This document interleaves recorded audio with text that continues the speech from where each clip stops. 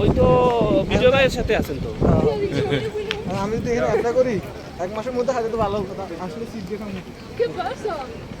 আমি তো ভিতরে সিট দেখালাম ঠিক আছে ভালো কথা কিন্তু না আসলে ওরা তো 2 মাস পরে তাহলে তো ওরা এখানে আসবে কথা নামলে যাবে না